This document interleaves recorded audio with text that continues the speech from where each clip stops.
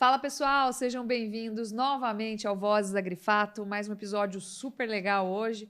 Obrigada pela audiência de vocês. Não se esqueçam, clique aí no sininho para ativar as notificações, inscreva-se no canal, mandem esses episódios para quem vocês pensarem que possa achar interessante, se utilizar do conteúdo, aprender com o conteúdo, tá bom? Dá aquelas risadas que a gente dá aqui de vez em quando também e sejam bem-vindos mais uma vez.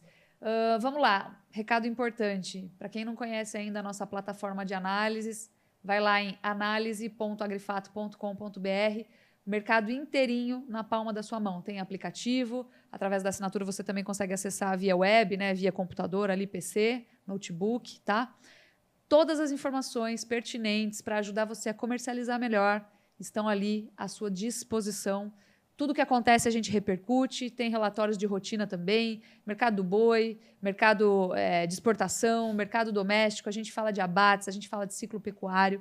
Nós temos um relatório muito legal sobre perspectivas para os próximos 3 anos, que é atualizado semestralmente, que vai dar para vocês o que nós estamos enxergando, né, através do nosso modelo econométrico de preços do boi e do bezerro por praça, por mês. Então, assim, é muito útil para o seu plano, né? E como uma carta náutica aí para os seus negócios, tá bom? Então, vai lá, assina, conheça, e é isso aí.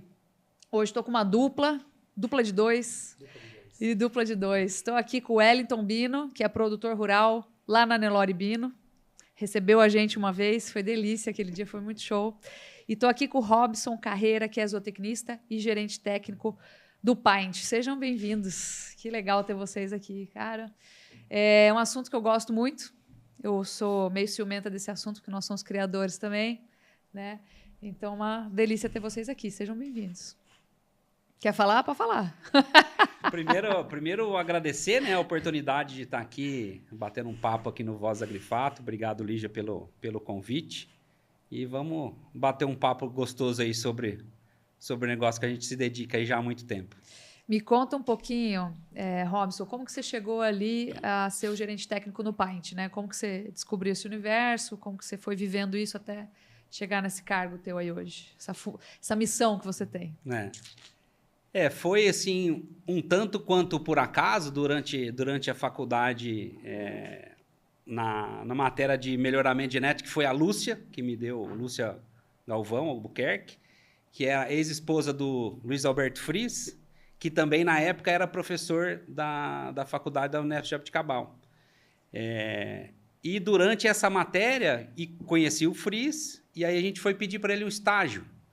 E aí, em 99, ele indicou para fazer o estágio numa fazenda, que foi a fazenda SEIP número 1 do Brasil, que, na verdade, é com Brangos, né? Muita gente acha que foi com Nelore, mas o SEIP no Brasil começou com Brangos.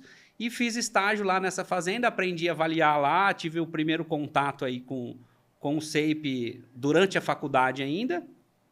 Aí, depois de formado, tive a oportunidade de trabalhar lá com o seu Wilson, lá na Maragogipe. Ah, querido seu Wilson, faz até o parênteses aqui. Beijão, seu Wilson. Gosto muito dele. E aí, por indicação do Severo, né, do Gensis, e a partir daí fiquei sempre muito ligado, e já tinha um grande amigo, que é o Thiago Bisseg, que hoje está na Neogen, que já trabalhava no Paint. E aí, por todo esse relação de pessoal, conhecer as pessoas, acabei me ligando ao Paint a partir de 2007. Nossa, faz tempo que você está lá já, então. Faz alguns dias. E me conta uma coisa, o que te chamou a atenção assim, quando você começou a trabalhar com o projeto? O que já começou a te empolgar, a te brilhar o olho? Quando você entrou nessa primeira fazenda, assim? Melhoramento, desde a época da faculdade, sempre foi um negócio que eu gostei muito, né? Trabalhei, na época, como inseminador. Só voltando um pouquinho, um passo atrás aí, quando o Paint foi criado, em 94, eu era inseminador na então Lagoa da Serra, então eu participei ali como espectador de um negócio que estava começando a nascer. E desde então fiquei sempre muito ligado com o melhoramento genético através da inseminação artificial. E no caso específico do SEIP, é muito gratificante porque não tem mentira, né? Não tem eu acho, você está vendo aquilo que você está medindo. Então, poder participar de um negócio que realmente funciona, ajuda, e você vê um progresso dentro de um trabalho de uma fazenda, para quem Tanto é que quem entra no SAPE dificilmente sai. A gente tem algumas baixas, né, como todo programa tem, mas geralmente por algum problema, questão de família, geralmente é isso. É uma Agora, quebra na sucessão do negócio. Sair do projeto porque não funciona, eu nunca vi acontecer. Entendi. Isso, com certeza, é uma das coisas que me agradou muito desde o início. Legal. E você, Bino, me conta um negócio. Como é que você entrou para chegar onde você está hoje? Primeiro, muito obrigado. Um prazer estar com você sempre. E a minha história é um pouco diferente, que eu não sou da pecuária. Eu sou do agro, de modo geral, mas sou de suinocultura. Só que, através da suinocultura, meu pai tem fazenda. Onde? Pedra Bela, na Grande Pedra Bela. Uma metrópolis com 5 mil alguma coisa de habitantes. Adoro, cara. Eu, interior, comigo mesmo. E começou ali. E sempre uma paixão diferente, porque eu venho de suinocultura, a gente aprendeu que você tem que ter números na mão. Então, vamos partir para a pecuária, mas uma pecuária diferente. Eu não posso fazer igual ao meu vizinho, porque o meu fim vai ser igual ao dele. Então, uma visão diferente de buscar algo mais, sempre mensurar, e é o que sempre até comento muito. Saber a vaca boa é muito fácil, ela mostra. E a vaca que não é tão boa. Então, a gente precisa mensurar. Então, através disso que a gente entrou no agro, muito ligado à pecuária, né? Uhum. E aí, como é que você entrou na parte de melhoramento e como que você foi parar no SAPE? Aí é um pouco mais complexo e interessante. A gente não tinha tanto volume de gado, a gente enxergava a necessidade que eu preciso mensurar. Beleza, vai lá o Bino, louco da cabeça, cria um programa de avaliação interno. Só da fazenda? Só da fazenda, do qual gera o índice Bino. Sensacional. E consegue ficar ainda melhor. Vende os touros com esse índice. Índice Bino. Índice Bino. E aí, em um determinado momento, a gente veio conhecer a equipe técnica do Paint, lá na época, em 2010. E marcamos uma reunião, vamos bater um papo, vamos ver como que faz, não faz, entra, não entra. Como funciona, né? Como funciona esse trem aí. Mas a gente já tinha uma metodologia semelhante ao que o Paint já fazia. Por instinto, assim. Vamos entrar. Não, eu fui buscar as informações, quais os métodos que são usados para poder mensurar. E, lógico, não na mesma qualidade, entramos no Paint. Detalhe, vamos comparar se o índice Bino se equivale ao índice Paint, porque todas as vacas eram ranqueadas por esse índice. E acabou que bateram, de certo modo, as informações. Então, a gente já estava no caminho certo. Mas isso se deve muito à cultura da suinocultura. Que a suinocultura você tem que ser extremamente profissional, não aceita amadorismo, senão você quebra na atividade. Então, ali que surgiu o Paint lá em 2010, mas sempre essa vontade de ter uma avaliação interna, né? A suinocultura, acho que por ela ser mais dinâmica, né? Vamos falar mais rápida em se colher esses resultados reprodutivos, o ciclo do animal não tem comparação muito menor. É muito dinâmico, né? Você já fica com aquilo assim no seu sangue, né? Na sua corrente sanguínea circulando. Exato. E além do dinamismo, não aceita amador. E se você não andar com toda a tecnologia que tem, melhoramento genético, você vai ficando para trás. Na pecuária também, é que a gente demora para sentir, né? A hora que some mesmo a chance de dar certo, aí já foi o boi com a corda, mas você não vai sentindo. Você vai perdendo em pastagem, você vai perdendo em eficiência, aí você lota menos a fazenda. O trem é líquido, né? Você vende lá um pouquinho, faz caixa aqui, demora mais. Pecuária é abençoada, se bem que mudou. Né? Mas tá mudando, né? Sim, com certeza. Nossa, fala sério, gente. Com certeza. Nos últimos 10 anos, assim, eu sinto a pecuária quase como se fosse uma outra atividade do que foi 10, 15 anos atrás. Uhum. É interessante. Aí você alinhou com o programa ali, entrou? Sim, em 2010 a gente entrou de fato no Paint, começou a rodar as avaliações. E o interessante, sai a primeira rodada de avaliação, você já fica numa expectativa da segunda avaliação, que é a avaliação do sobre-ano. Você já começa a entender e mensurar melhor, visualmente falando, a diferença dos animais superiores. E o interessante, você tem um material genético, você tem as informações na mão. Uhum. Você faz com ela o que você bem entende. Uhum. Então, lá em 2010 a gente começou, então todo esse período dentro do Paint, cada dia mais envolvido, e com toda certeza, quem não mensurar o seu negócio, independente de qual seja ele, você está condenado a fracasso, sem dúvida. Porque você não tem os números na mão. Não dá para... O achismo não cabe mais. Então, você tem que ter números. E os programas de melhoramento, nada mais, nada menos que entregar o número na mão. Você faz com isso o que você bem entender. Às vezes tem aquela ideia, não, mas eu vou pôr os caras aqui dentro, eles vão determinar o meu negócio. Não. Eles só vão mostrar para você o mapa. Você segue o caminho que você quiser. Então, aí dentro do programa de melhoramento, você pode acelerar ou você pode simplesmente andar de acordo com o programa está te empurrando. Não, quero acelerar, vou partir para embrião, vou descartar mais. Só existe seleção se tiver descarte. Então, e a gente vem fazendo isso desde lá do início. Então, eu acredito que é visível a melhora que houve, né?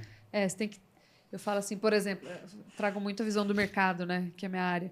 Eu falo assim, cara, tem ano assim que é ano bom de você dar uma apertada no índice de descarte, sabe? Criar mais coragem de fazer. Quando? Quando o boi tá subindo muito. Dá uma apertada no descarte ali, entendeu? Depois você bota a fazenda em ordem, troca mais depois que o boi tiver caído, traz mais fêmea, traz mais matriz, isso é maravilhoso. Então, tem essas jogadas também, assim. Exato. Né? Mas precisa apertar. Sim, na verdade, devia dúvida. apertar o tempo inteiro, né? Porque aí você tem a velocidade. Não, e outra coisa, se você tem a avaliação em mãos, eu sempre costumo dizer que antes qualquer negócio dentro da pecuária, do portão para dentro você domina. Do portão para fora, o mercado é soberano. Mas hoje, não querendo já fazer propaganda, mas a gente tem, no caso você, que pode orientar qual é a melhor tomada de decisão. Mas não adianta eu ter a tomada de decisão da porteira para fora se o meu trabalho da porteira para dentro é muito ruim. A arroba está muito boa, está muito valorizada, mas eu não tenho nada que presta para vender. O que adianta a arroba tá boa? Eu falo que o preço faz um milagre, né? Mas o milagre não fica para sempre. Exato. Então, não adianta. Não. Deixa eu fazer uma pergunta, só para a gente contextualizar todo mundo, porque eu tenho certeza que tem gente que não sabe. O que é o Pint? Vamos determinar aqui, sair do zero, para começar a conversa. O Pint, a sigla significa Programa de Avaliação e Identificação de Novos Touros. Então, esse é o nome do programa. E o Pint é um programa de melhoramento genético que gera informações genéticas de um rebanho, Nelore, e trabalha sob a chancela do SAPE. O que é o SAPE? Que é mais uma coisa a ser explicada, que obviamente, tem muita gente que não conhece, e é legal a gente ter essa oportunidade aqui para poder falar. O SAPE é o Certificado de Especial de Identificação e Produção, que garante que aquele animal que recebe esse certificado, ele é superior geneticamente falando. E o que a gente mede para poder falar isso? Desculpa, te interrompi, né? E esse SAPE, ele já tem 31 anos, 32 anos. A primeira emissão do SAPE, que foi com brancos, na fazenda que eu falei que eu fiz um estágio lá, foi em 93. Então, mesmo tendo bastante tempo, já mais de 30 anos, o Pint, o ano passado, completou 30 anos em 94, mesmo assim, tem muita gente que não conhece. Então, é sempre legal a gente ter essa oportunidade para difundir cada vez mais. Eu tenho certeza que tem muita gente que não conhece. Inclusive, muita gente na cria. Sim. Tenho certeza. E aí, eu queria te perguntar, o que a gente avalia aí dentro? Eu entendo que pode ter 1000 indicadores, mas quais são os que a gente mais dá atenção hoje? O processo do SAPE, obviamente, não dá para a gente ir no detalhe do detalhe, mas é para a gente ter uma noção. Algumas características que a gente mede que são de extrema importância é ganho de peso. Essa é uma característica extremamente importante, mas não 100% delas. E o grande diferencial do Pint não é só o peso do animal, é a composição do peso. Então, a gente avalia esses animais com a conformação da carcaça, dando notas para conformação, precocidade e musculatura. Animais com o mesmo peso podem ter a composição de carcaça totalmente diferente. E essa foi a base do início do SAPE. Quando o Fries desenvolveu a metodologia e chegou até o ponto de apresentar para o Ministério da Agricultura para poder ser aprovado o SAPE e tal, ele foi acionado por um grupo de pecuaristas do Rio Grande do Sul porque eles não estavam conseguindo acabamento no gado. Então, por isso, implementou-se a metodologia de avaliação visual de carcaça para que a gente consiga decompor o peso do animal nas características de carcaça que são importantes, que é a conformação, precocidade e musculatura. Então, além do peso, e ganho de peso. A gente gera informações visuais de carcaça, tanto na desmama quanto no sobreano, idade ao primeiro parto, isso tudo ajustado à época do ano, desvio de grupo, uma série de características que é um pouco mais complexo, e ao final isso gera um índice para esse animal, de acordo com uma certa ponderação dessas características. E através desse índice é possível ranquear os animais. E os melhores animais, em torno de 20%, todo o programa começa com 20%, né? Chega até 30% de SAPE. Aí, em torno de média, SAPE é mais ou menos 20% por ano, né? Os 25% de candidato, aí tem os animais que acabam saindo por alguma questão na revisão final, e só os 20% melhores animais de cada safra que vão receber esse certificado especial de identificação e produção. Então, quem utiliza animais com chancela do SAPE, você tem uma garantia de superioridade genética. Essa é a grande diferença. E aí o que se busca, assim, obviamente de uma forma muito ampla, eu acho que tem características desejáveis para cada fazenda e para aquela necessidade. Com certeza. Então, vou ser bem generalista aqui, sem querer parecer ignorante, mas o que a gente busca é um animal equilibrado ali. Isso. Né? Um animal que traga um equilíbrio entre todas essas características. Entre todas essas características. E aí a gente vê para onde que a gente tem que melhorar, né? Isso, aí cada fazenda... Lugares mais desafiadores do ponto de vista, por exemplo, de chuva, forragem, etc. Aí cada fazenda, o programa gera esse relatório, esse ranqueamento das fazendas, né? Dos animais da fazenda, e cada técnico que atende essa fazenda, ele direciona qual é o perfil de animal que se encaixa melhor em uma determinada propriedade. Nem sempre, a gente estava conversando aqui nos bastidores, nem sei se é a hora disso, mas... Ixi, manda lá, aqui não tem hora de nada aqui. Nem sempre o animal com melhor índice é o melhor para a sua fazenda. Pois é. Às vezes, animais com índice um pouco menor, que em ambientes desafiadores, ele se surpreende, você fala, meu Deus, que bezerro, filho daquele touro lá, você fica doido. Então, cada fazenda tem um serviço muito particular e muito bem definido, customizado, a gente pode dizer, para cada acasalamento de cada fazenda. Então, não é igual para todo mundo. A gente tem ali uma linha que a gente segue, mas a gente customiza cada fazenda para ela ter o melhor desempenho possível. Esse é um ponto assim, que eu enxergo muito, né? Fica todo mundo buscando líder de sumário, né? E, às vezes, o líder de sumário ele não vai entregar o que você precisa, ou na medida que você precisa. Você pega uma região mais desafiadora, do seu ponto de vista pluviométrico, por exemplo, às vezes você não precisa de um animal tão... você precisa de um animal muito rústico. Mas se você está numa região um pouco melhor de chuva, você não precisa de um animal tão rústico assim, nesse sentido. Né? E você pode priorizar outras características. Isso aí. Né? O tipo de capim que você tem, o tipo de manejo que você faz. A gente teve com o Ernesto Kozer aqui falando de manejo de faixas, por exemplo, né? Pastejo em faixas. Você está numa outra categoria. Aí você pega lá o cara que tem um pasto muito grande, sem divisão, é outra necessidade. Né? Agora, e aqui falando só de nutrição, sem falando ainda de desafio de precocidade, outras características desejáveis e que são grandes novidades, na verdade, né? Tanto que são muito polêmicas. A gente fala de genética aqui, a gente fala de programa de melhoramento, só dá o povo se estressando nos comentários. Parece que falou da mãe, cara. Sabe outro assunto que dá esse efeito? Churrasco. Vai ensinar os caras a preparar churrasco. Putz, todo mundo doido. É complicado. Defender sua metodologia de preparar churrasco. Mas eu acho que essa discussão, às vezes, um comentário ou outro, que às vezes foge do que é o contexto, do que é a ideia principal, às vezes é muito mais pela falta do conhecimento. Quando eu não sei algo, é mais fácil eu atacar do que, deixa eu sentar com esses caras, deixa eu ouvir o que eles têm para falar. Deixa eu pôr o meu ponto de vista. E às vezes nem todo mundo está disposto a ouvir. Então... Essa é a grande dificuldade. O Bino é mais bonzinho que eu já sou mais desconfiada. Eu já acho que tem um monte de gente com a vida feita em cima de uma forma e que não quer mudar e que precisa continuar vendendo e vai continuar defendendo. Meu avô fazia, meu pai fazia, eu vou fazer porque é bom. Mas é bom para quem? Talvez seja bom só para mim.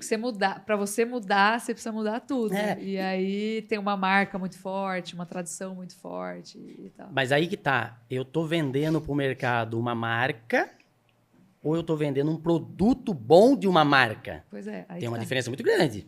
E a gente sabe que tem muita gente vendendo marca. Fato. E o que é interessante do programa de melhoramento é isso. Você vai comparar entre todas as fazendas. Daí a minha marca, esquece a sua marca ficou em segundo plano.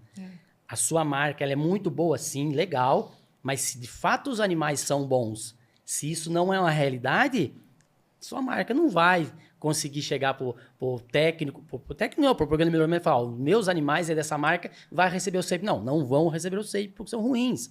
Então, essa pegada aí que faz a diferença dos programas de melhoramento, faz a diferença de quem faz mensuração e compara. Se você mensura e compara, você vai saber quem é bom, quem é ruim, ponto final. E é o que como eu falei, tem pessoas com necessidades diferentes, propriedades com necessidades diferentes. Hoje nós estamos falando de Nelore com marmoreio, gente. Então, assim, uma coisa que impensável, sei lá, talvez 5 anos atrás. Não é? É ultra recente.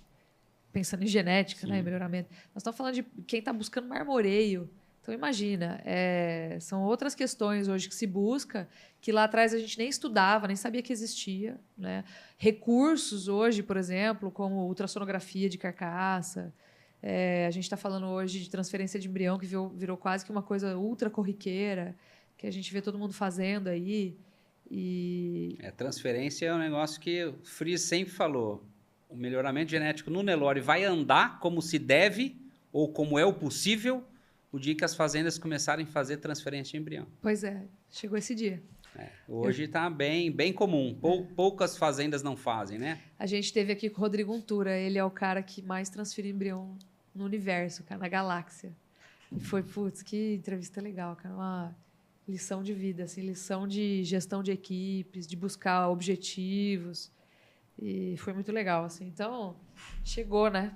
Chegou esse momento. E eu acho que isso deu uma bombada, assim, na qualidade do que a gente está entregando hoje, absurda. Mas o que eu vejo é porque a pecuária brasileira é muito grande, né? Muito. E é aqui que eu acho que a gente tem que começar a levar o papo mais a sério, assim. Uma pecuária brasileira muito grande, por natureza muito tradicionalista, normal do produtor ser resguardado, afinal de contas o risco da atividade dele é muito grande. O ágio da pecuária é muito pequeno, né? A margem.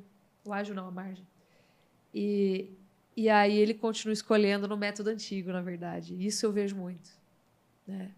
E eu queria fazer essa pergunta para vocês. Como que vocês enxergam o mercado de sêmen hoje para venda de Nelore? Para onde que está arrumando? Para onde que está indo? Como que está funcionando hoje em dia? Nós somos os maiores especialistas para falar em mercado de sêmen, mas assim, o que é um fato, isso que é inegável, a raça mãe do Brasil é a Nelore. Então, Nelore sempre vai vender. Sempre vai ter, em algum momento ali, um pouco mais de venda de cruzamento, um pouco menos, vai ter essa variação de acordo com o mercado, de acordo com a exportação de animal cruzado, vai ter essa certa variação. Agora, o sêmen de Nelore sempre vai vender. Sempre vai vender bem. Mas o detalhe do sêmen do Nelore, que eu acho que aí a gente pode contribuir um pouco mais de uma certa maneira, é que 15 anos atrás se vendia qualquer Nelore. Hoje, a grande maioria do público, ainda não são todos, como se falou, o mercado é muito grande, tem muita gente que ainda compra touro pela foto. Mas as próprias centrais hoje, elas já não contratam touros sem avaliação genética. E, inclusive, existe uma normativa nova do Ministério da Agricultura que os animais não vão poder mais entrar nas centrais de coleta de sêmen sem ter avaliação genética. Antes podia, agora já não pode mais. E isso é bom. Isso é muito bom. É óbvio que carimbo, né? Existe assim, algumas fazendas ou alguns criadores que não gostaram dessa medida. Obviamente, eles têm os seus motivos, a gente respeita. Só que, pensando no melhoramento do gado do Brasil, é bom que se use animais que tenha pelo menos uma chancela, se você tem uma ideia do que ele produz ou de fato o que ele produz. E isso é inegável, né? O mercado de sêmen mudou muito nesse sentido, né? Hoje o que vende de sêmen são animais com avaliação genética. E mudar dói, né? Mudar dói, mas é sempre pro bem, eu acho. Assim. E até em cima do que o Robson comentou, a grande maioria são touros provados. O que é um touro provado? Vai, vamos lá. É aí que eu vou entrar num detalhe que nem sempre todo mundo vai gostar de ouvir. O touro que eu estou comprando, ele é provado por critérios confiáveis, primeiro ponto. Segundo, o método e o ambiente que ele foi avaliado se assemelha ao meu ambiente como comprador desse sêmen ou comprador desse touro de repasse? Porque não adianta o animal ser muito bom, ter uma prova, mas e qual foi o sistema que ele foi avaliado. Aí que vem o detalhe do SEIP, que o SEIP animal está avaliado em grupo contemporâneo, está tudo a campo, o mesmo método de avaliação para todos. Se ele tem alguma coisa diferente, um exemplo, nasceu gêmeos, um foi criado na mãe de leite, ele está fora. Então, quem vai comprar o sêmen, quem vai comprar um reprodutor, primeiro, olha qual é o programa de melhoramento, analisa se aquilo ali é compatível e está dentro do que é normal para a minha realidade como fazenda. E, de fato, vai olhar a avaliação genética desse indivíduo. Ele tem avaliação genética ou ele tem um prospecto de avaliação? Se eu não tenho números nas mãos, como que eu vou apostar? E hoje a gente tem a genômica que nos dá uma segurança. Não, ele tem uma avaliação convencional coerente, que está dentro da minha realidade como fazenda, porque não adianta eu fazer uma avaliação com um método que não é a realidade de quem vai comprar. Que condição que esse animal vai ter de expressar o potencial dele, seguindo o método que ele foi criado, ser muito diferente dos demais. Então, aí cabe para o pecuarista, que eu acho que já evoluiu muito nesse aspecto, não simplesmente olhar a foto, olhar a realidade que esse animal foi avaliado e se essa prova é confiável. Não, ele tem 3 filhos avaliados.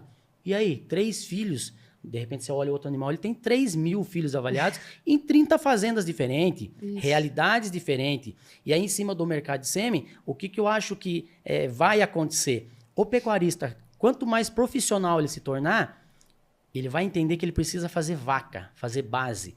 E com gado de cruzamento industrial, a não ser que ele tenha uma condição de pastagem, uma condição muito boa, esse animal fica pesado dentro da fazenda, uma exigência nutricional absurda, e eu preciso manter minha base Nelore. No momento que ele começar a enxergar, ele vai calcular o uso do cruzamento industrial, que é uma baita de uma ferramenta, em cima do percentual, calculando o percentual de necessidade de reposição. O excedente ele vai fazer cruzamento. Ele vai ganhar em heterose. Qual vaca? Volta novamente a mensurar os animais. Vou pegar minhas melhores vacas, vou fazer Nelore, vou fazer base de rebanho, estou melhorando o meu rebanho. Vou pegar supostamente as minhas piores vacas, vou fazer cruzamento, que é corte final, ganho 20 quilos em heterose e esse animal sai da minha fazenda. Então, o pecuarista precisa se atentar aos números e os programas de SEIP estão aí, em especial o PAINT está aí para mostrar os números. Inclusive para dar o método pronto, né? Está pronto, Isso aí. não preciso inventar a roda, ela já está pronta. E acho que valeria a pena explicar também como que funcionam esses métodos de avaliação. Então, como que tem um touro que se provou em 3 sucessores aí, o outro que se provou em 3.000. Então, como que se cria essa base? São pessoas que se disponibilizam ali a testar essa genética, ou ele testa no próprio rebanho? Como é que funciona isso normalmente? Se eu entendi bem a sua pergunta. A maneira de se provar um touro é utilizar ele em pelo menos a quantidade maior de fazendas, mas pelo menos 3 fazendas para você ter uma acurácia maior. Às vezes, quando um touro trabalhou lá em monta controlada dentro da fazenda, você informou quem que é o touro que trabalhou cobrindo aquele grupo, às vezes ele tem uma acurácia baixinha porque só tem 3 filhos. E a maneira de você ter uma acurácia maior e provar um touro com número maior de filhos tem um N grande. Inseminando e tem um N grande. E aí, como a gente faz, dando um gancho nessa questão de provar touro, como que a gente faz com os touros jovens? A gente coleta os touros jovens escolhidos, tem um critério lá, bem acirrado para poder se cadastrar definir ali quem são os touros que vão ser os escolhidos, né? Representantes de cada genealogia, que é uma coisa que a gente busca também, sempre buscar a abertura de genealogia. Quando a gente escolhe esses touros, eles coletam em torno de 700 doses e a gente distribui via sorteio para todas as fazendas do PAINT. Então quem participa do programa também tem que servir para Isso. provar as avaliações. Isso aí. 20% do rebanho é inseminado com dose de touros jovens. Legal. Que é para você sempre, todo touro provado hoje, ou o líder de sumário, que todo mundo gosta de falar, um dia foi touro jovem. Então isso faz parte do processo, que todas as fazendas do programa acabam se utilizando desses touros jovens, e muitos deles já se destacam desde o primeiro ano aí na parte de comercialização e futuramente vão virar grandes vendedores de sêmen ou mesmo grandes avós maternos ainda. Quantas fazendas hoje participam do programa, mais ou menos? Hoje são 104 fazendas, 110 mil vacas. Nossa, que legal. Dá uma boa amostra aí. 110 mil vacas, dá para brincar. Dá, opa, manda para cá. Deixa eu te perguntar uma coisa. Quem está assistindo a gente não tem nada bem estabelecido. Vou falar que está querendo começar do zero. Como que começa? Como que a gente dá o start para começar a se avaliar, a escolher melhor, a se provar, a melhorar? Como que a gente faz? Tem o lado do touro, a gente está falando muito de touro aqui, mas tem o lado da vaca também. Se a gente partir do princípio básico do básico, ele tem que usar um touro shape. Esse é o básico do básico. Tá. Use um touro shape, um touro provado, um touro com consistência genética e, de preferência, um touro que seja criado, se for touro de monta, né, vamos dizer assim, um touro que foi criado mais ou menos no mesmo sistema que ele, e o touro shape vai atender 99% das fazendas aí que ele vai ser criado a campo, né? Então essa é a primeira coisa. Partindo desse princípio que você já está usando um touro shape que é bom, primeira coisa é identificar as vacas. Esse é parece que não, a gente está mais acostumado no meio do melhoramento, né? Mas muitas fazendas não têm identificação. O que é vaca A, B, C, D? Uns 2 anos atrás eu fui numa fazenda no Mato Grosso com o Davi, fazenda grande, que queria entrar no Paint e não pôde porque as vacas não têm número. Então é o básico. A vaca tem que ter um número só dela, como se fosse um CPF. Claro. Aí ele pode pôr brinco, pode usar marca-fogo, pode usar tatuagem, pode usar o que ele quiser, desde que a vaca seja identificada. Então não media nada? Nada. Não sabe nem quantas tem. Como que ele vai contar? Sem número de vaca. Não sabe nem se vacinou, gente. Não sabe. Olha o perigo. E isso é o que mais tem no Brasil. Sim. Né? Então esse é um público que a gente gostaria de ajudar mesmo. Porque a gente tem fazendas no Paint no Brasil inteiro, desde o Paraná até Nordeste, Alagoas. Qualquer lugar que a pessoa tiver, ela pode ir se deslocar, sei lá, às vezes o mais longe, 300 quilômetros, vai ter uma fazenda para ela conhecer a metodologia, ver como é que é, né? Isso é tranquilo. Mas, então, usou um touro shape, seja de monta, seja via inseminação, e as vacas têm que ter número. Isso é o básico. A partir disso, depois a gente vai fazer uma classificação nessas vacas. A gente classifica as vacas em 4 características bem simples, que é o pontapé inicial, né, para um direcionamento. Então, a gente classifica as vacas em raça, frame, que é o tamanho, aprumo e pigmentação, onde nessa primeira classificação a mais importante é o frame da vaca. Então a gente classifica em 1, 2, 3, pequena, média ou grande. Dependendo da região que ele tiver, a gente vai customizar o acasalamento dele. Então às vezes ele trabalha com uma vaca lá frame 3, comendo braquiarinha com sal de cloreto de fósforo. Não vai funcionar. Ele tem que trabalhar com um animal mediano. Ou às vezes, em alguns casos muito extremos, que a gente praticamente não tem, que você tem que trabalhar com vaca frame 1, porque senão você não vai conseguir produzir. E a partir daí começa o trabalho de... Para ir sair do lugar... Isso, e aí a partir daí começa o trabalho que é o de fato do melhoramento genético, que é medir a produção dessa vaca. Sem medir a produção dela, não tem como saber se ela é boa ou se ela é ruim. Aí o bezerro também tem que ter identificação, e aí a gente vai fazendo essa avaliação e gerando... Vai cadastrando no sistema. Vai cadastrando começando no sistema. A comparar ali características, como ele é avaliado. Isso. E hoje, até no Paint, a gente tem um sistema mais simples, vamos dizer assim, que a gente chama de intra-rebanho, que a gente gera informações não tão acuradas e não tão, né, pontuais como o do Paint, mas só com o peso do bezerro na desmama, mas a gente ajusta para desvio de grupo, sexo do bezerro, época de nascimento, idade da vaca, que é o mais difícil. Que é fácil você chegar lá num curral e apartar a cabeceira de uma desmama com vaca de 9 anos que está no pico da lactação e com vaca de 3 anos, de 4 anos que está na primeira, segunda cria. Essa vaca, 90% das vezes, vai desmamar mais leve. E às vezes você prejudica ali um animal porque você não fez esse ajuste, né? Então, basicamente, esse é o pontapé inicial para a pessoa começar a fazer um trabalho aí de controle e de direcionamento da fazenda. E é um detalhe interessante. O Robinho levantou uma questão de um cara que está começando, que ele almeja entrar no programa de melhoramento. Mas a maioria que está nos ouvindo não pretende entrar no programa de melhoramento.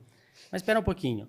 O meu negócio eu tenho que estar melhorando continuamente. Então, eu estando ou não dentro de um programa de melhoramento, eu tenho que estar fazendo melhoramento. E qual é a melhor ferramenta?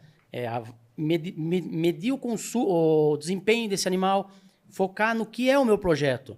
Não, mas o meu projeto é X, então em cima desse projeto eu vou buscar o auxílio de quem vai me atender vendendo a genética.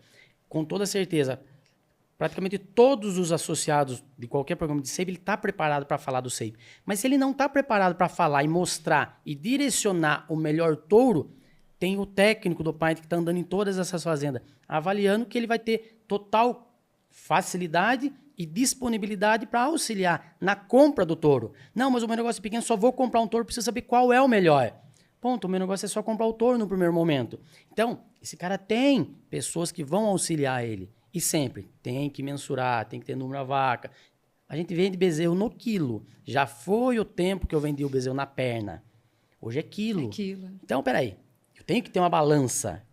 Se eu tenho uma balança, qual é a dificuldade de ter um brinco nessa vaca, uma marca, o que for, identificar essa vaca, identificar esse bezerro, pesar esse bezerro e ver se essa vaca está me entregando. E aí, dentro desse projeto, eu vou direcionar para a melhor escolha de touro. Então, tem a ferramenta. Mas, infelizmente, 70% das vacas não estão usando essa ferramenta. Então, isso que é engraçado. Eu olho assim, capa de revista, a última tecnologia, a última novidade, né? A técnica nova, distribuição de água na fazenda, precocinha. Gente, tu vai voltar pro feijão com arroz de vez em quando, sabe? Eu sinto muita falta disso. É o básico. Muita falta disso. Muita falta disso. Feijão com arroz bem feito, ele anda que é uma beleza. Isso aí. E quando a gente fica querendo dar um passo maior que a perna, aí que a gente se perde e acha, por exemplo, que a determinada tecnologia não deu resultado. Cara, você não estava pronto para usar. Então, como que a gente... Estava conversando isso combino agora há pouco ali. Quem fala mal de alguma coisa da fazenda que seja diferente daquele que ele está acostumado, porque fez errado. E aí não conseguiu o que ele imaginava, e aí fala que a técnica não funciona. E outra, viu, Robson? Tem uma coisa muito legal do episódio que a gente gravou aqui, com o Rafael Marai, ele falou, cara, antes de eu colocar o sistema de água na minha fazenda, por exemplo, eu saí olhando tudo que eu podia. Então, eu fazia visita. Foi 3 anos em 3 meses, assim. Eu fiquei visitando, conhecendo, estudando sistemas hidráulicos, porque é uma estrutura que eu preciso acertar nela. Eu não posso errar. E não significa que eu não vou usar o que o outro usou, que eu vou errar. Por quê? A necessidade dele, às vezes, é uma, a minha é outra. Eu preciso só entender o que eu preciso e o que aquele equipamento oferece. E eu acho que tem muito a ver com a genética também. Então, assim... Mas será que você está usando o que precisa? Por exemplo, isso aqui é um caso clássico. Você não está fazendo feijão com arroz bem feito. Escolha de sêmen, por exemplo, pelo preço. E não pelo que aquele animal oferece para você e o que você precisa. Mas o pior... Olha só. Mas o pior, o detalhe a mais disso que você está falando, é que tem touro que é caro e é ruim. Exato. Exato. Exatamente. E é o que mais acontece. Exatamente. Então, assim, aí... Ou é ruim para aquela... situação. Tem Exatamente. As duas coisas. Porque eu falo, volta para o básico, feijão com arroz. E a primeira coisa do feijão com arroz, acho que antes até da técnica bem feita, básica, é você entender dela. Então, você precisa entender do seu negócio. Se você não entende o que você precisa, qual touro você precisa escolher, qual que é o melhor... Claro, a gente vai num rumo, nunca tem o 100%. Escolher uma característica é abrir mão de outra. Tem sempre aquilo, né? E a variabilidade genética vai enriquecendo o que a gente tem ali dentro da fazenda. Mas... O ponto é, a partir do momento que você não compreende o que você precisa escolher, mesmo que você escolha errado, mas você entende que você está tentando ir para aquele rumo, tá tudo certo. Você vira refém do cara que vai te vender o sêmen que tem a maior margem e não o que você precisa. E aí o pessoal critica muito isso. Eu falo, então, não é o cara que é ruim, é você que foi ingênuo. Assim, eu falo que 90% de tudo que acontece é culpa nossa, né? Ah, com certeza. Entendeu? Então tem os picareta por aí, mas picareta tem, gente, em todo lugar. Desde o cara que tá te pedindo para comprar bala no semáforo para dar para a família, mas é para gastar em cachaça, entendeu? Até o cara que tá te vendendo uma nutrição que não é legal, um sistema que não é legal, uma semente ali, tudo contaminada com porcaria no meio. É assim, a gente sabe. Essa mesma colocação vale para o touro de monta, né? Que é o assunto que a gente veio para falar também aqui, né? O pessoal quer cantar touro barato, ele chega lá na fazenda do cara, você não tem um aí que não deu shape, não? Aí um mais fraquinho aí? Ela chega com essa mentalidade. Por quê? Porque ele acha que produz igual, mas não produz igual. Não tem como produzir igual. Você vai comprar uma caminhonete 6 cilindros, ela custa mais do que uma 4 cilindros. Com ar-condicionado, custa mais caro do que sem ar-condicionado. E o Toro, Nelore, Shape é a mesma coisa. É por isso que a Tem F1000 pra 98 tudo. vale 150 mil e como é que chama aquela Dodge antiga, 2000 e tanto, vale 50 mil, entendeu? Aquela com ar-condicionado cheia das frescuras. Sim. É isso, cara. Tem um trem que dura muito, que serve muito, que dilui o investimento que você fez. Sim. E o outro que não dilui. Não, e o impacto de um touro melhorador ou um touro multiplicador é gigantesco. Exato. Então, é isso que o pecuarista precisa entender. Não, mas todo ano está nascendo bezerro. Mas ninguém está falando que o seu touro não produz bezerro, mas ele melhora o seu rebanho ou o seu rebanho está ano a ano piorando? Nossa, mas eu vendo bezerro, fulano vende bezerro mais caro. Por quê? Ué, porque ele investe em genética. Ele tem um touro superior, seja na monta ou seja na inseminação. Os animais, a gente tem inúmeras fazendas abatendo boi oriundo de genética paint, sem ser de dentro do programa de melhoramento, 20 meses, vende arrobas. Então, mas comprou sêmen ou comprou touros? Aí vem em cima, exatamente o que o Robinho falou, mas você não tem um touro mais barato? Mas espera um pouquinho, se ele é mais barato, por que ele é mais barato? Tem um motivo. Ah, não, mas eu vou comprar um touro de boiada. E às vezes ele não quer nem o mais barato, ele quer o refúgio. Ele né? quer o refúgio. E aí, se a gente for fazer um comparativo ainda pior, um animal sem avaliação, que aí a gente sabe que ele Mas não tá tem cego, na avaliação. verdade. Exatamente. E detalhe, um touro vai deixar 120, 150 produtos dentro da sua fazenda. Metade é fêmea. Metade vai virar matriz no seu rebanho. Se você põe um touro que é ruim, consequentemente o seu rebanho está piorando. Eu acho que tem uma característica que é muito boa para ilustrar isso, a eficiência que a boa genética traz, que é a precocidade sexual. Então, assim, aí não tem muito debate, assim, não tem muito pra onde fugir. Porque você pega uma fêmea mais precoce, você está economizando quantos meses aí? Anos, às vezes. Anos. Né? Então, fica muito óbvio quando você tem a transmissibilidade dessa característica, que é a precocidade sexual, e como isso te economiza de pasto, de cerca, de funcionário, de nutrição, né? E etc. Vamos no bolso do pecuarista. Exato. Se ele conseguir fazer essa precocinha com 100% da reposição dele, se ele tiver a necessidade de 15% de reposição todo ano, ele consegue ter 15% a mais de vacas produzindo dentro do mesmo rebanho. Com o mesmo funcionário, com a mesma cerca. Com 30% a mais de rentabilidade. Então, só que aí que está o detalhe. Será que o pecuarista não está vendo isso?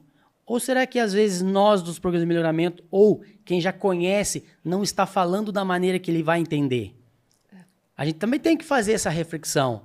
Eu estou recebendo esse cara na minha fazenda, eu estou falando a verdade para ele, mostrando, sendo até desagradável em mostrar que ele está no caminho errado, ou eu estou fazendo média e tocando o barco? Será que o cara que está vendendo, vamos no pessoal que vende o sêmen, que tem obrigação de entender o que está vendendo, eu estou vendendo pelo preço ou estou vendendo porque é o que é melhor para ele? Tem que ter essa reflexão. E aí vamos para o pecuarista. Eu estou buscando a informação ou eu estou esperando alguém trazer? Gente, pelo amor de Deus, se a gente também não começar a se mexer e buscar a informação e entender se aquilo é real, é verdadeiro, por que todo mundo faz IATF? Todo mundo faz, tem um sal específico, proteinado, sal das águas, outro compra touro e repasse, SAPE, melhorador. Não, mas minha mãe sempre falou que eu não sou todo mundo. Beleza, eu não preciso fazer o que ninguém está fazendo, mas eu vou concorrer com esses caras. O comprador de bezerro, ele vai vir na minha fazenda, vai olhar e falar, cara, não dá para comprar, já estou com muito bezerro. E às vezes do meu vizinho, o comprador não vai lá ver o vídeo do animal, que peso deu, X, está pago, com um certo incremento no valor de venda, um bezerro mais pesado, porque geneticamente é superior, e ainda eu ganho mais na hora da venda. Então, peraí. Se o meu vizinho está fazendo, está dando certo, por que eu não estou fazendo? Porque o meu avô fazia desse jeito, sempre deu certo? Então, a gente também tem que dar uma chacoalhada, não só o pecuarista que usa boi de boiada, não. Nós, dos programas de melhoramento, toda hora a gente tem que estar em constante movimento. Estou no auge. Se eu parar, o cara que está atrás de mim está melhorando. Eu vou ficar para trás daqui a pouco. E a gente está com a agricultura batendo na porta. Batendo não, ela arrancou até a porteira da fazenda. Por quê? Ela vem, ela mostra que dá mais lucro, isso, aquilo, e eu não preciso fazer nada. E a longo prazo? Quando eu resolver voltar para a pecuária, eu volto? ou eu vou ser obrigado a vender minha fazenda? E quem está na fazenda, por que eu não estou fazendo igual a agricultura? Eu sou de suinocultura, é muito fácil falar. A suinocultura, ela te obriga, ou ela te tira do negócio. Então, pera um pouquinho, por que eu não vou tratar minhas vacas igual o cara da suinocultura trata suas matrizes? Igual o cara da avicultura, que está ainda mais avançado. Por quê? O que está me impedindo de fazer isso? Eu sou fazendeiro porque eu sou um pecuarista ou eu sou fazendeiro porque eu tenho uma fazenda? São duas linhas. Então, a gente precisa levar a informação. Quem está nos ouvindo, qualquer dúvida, qualquer coisa, tenta entrar em contato com a gente, depois a gente deixa os contatos. A gente está disposto a ajudar quem está buscando ser ajudado. E, de fato, 30% do mercado é de touros ou de programa de melhoramento ou associação de raça. 70% do que está sendo produzido é boi de boiada. Vamos ainda mais longe. Ele não tem avaliação genética, beleza, isso todo mundo já sabe. Ele tem andrológico? Ele tem exame de brucelose? Básico, ele tem novo. tuberculose? E aí vamos mais um passo à frente, que todo mundo está no mesmo barco. O veterinário que está atendendo essa fazenda, ele está preocupado se aquele sêmen que ele está inseminando é um sêmen que emprenha bastante, termo bem de curral, ou ele ele promove melhoramento genético. Então, todo mundo que está envolvido tem que estar engajado. Opa, eu preciso fazer essa vaca ficar prenhe? Sim, sem dúvida. Mas eu tenho a opção de essa vaca terminar a estação de monta prenhe de um touro melhorador ou de um touro qualquer, que às vezes nem condiz com a realidade daquela fazenda. Então, nós, programa de melhoramento, temos que bater na tecla sim. Tem 70% das vacas sendo cobertas por boi de boiada e, infelizmente, é o que está vindo para o mercado. Bino, mas esse é um ponto que eu falo assim, é complicado, porque acho que tem gente que vai precisar de um psicólogo agora, assim. Porque assim, você não precisa ser o dono da ideia. Você não precisa ser, eu não sou todo mundo. Tudo bem. Você não precisa ser o dono da ideia, mas você é o dono você é o dono da decisão que é tomada dentro da tua fazenda. Então você precisa se apropriar dela. Para se apropriar dela, se você não entender que colocar um touro melhor, nós estamos falando de genética. Você não entender que colocar um touro melhor traz um resultado melhor do que um touro qualquer, sem o básico andrológico, muitas vezes. Você está entendendo? Assim, sinto dizer, cara, mas assim, você está muito enganado. Está precisando de um psicólogo. Entendeu? Porque 70% dos pecuários vão precisar de psicólogo. 70% em é boi de boiada. Em 2025, cara, você achar que um touro melhor, visualmente, inclusive. Então, depois a gente pode ir para o touro provado, etc. Mas um touro melhor é a mesma coisa que um touro refúgio? Assim, não é possível. E vamos lá, vou falar a real. Um touro refúgio, muitas vezes, em relação a um touro um pouco melhor, ele não tem tanta diferença, assim. Você não precisa pegar o top do leilão, né? A revelação do ano. Não precisa ser isso. Estou falando de passos ali, né? Da gente ir. Mas aí, novamente, a tal da mania de pegar e querer dar um passo maior do que a perna, né? Então, muitas vezes é voltar para o básico, ser o dono da decisão, o responsável pela decisão e compreender aquele senso comum, né? Genética é provado, né? Meus filhos são a cara do pai, então vamos lá, né? Lígia, mas esse tua negócio... menina também, né? Puxa vida. Cara da tua mulher. Eu achei demais. Mas é o bom que saiu com a inteligência do pai. Tá ótimo. Mentira. Apanhar em casa, depois que o episódio for fora. E aproveitando esse gancho seu, uma das coisas que é gratificante do nosso negócio, muito gratificante, é quando você fala uma pessoa que você está vendendo um sonho para ela, né?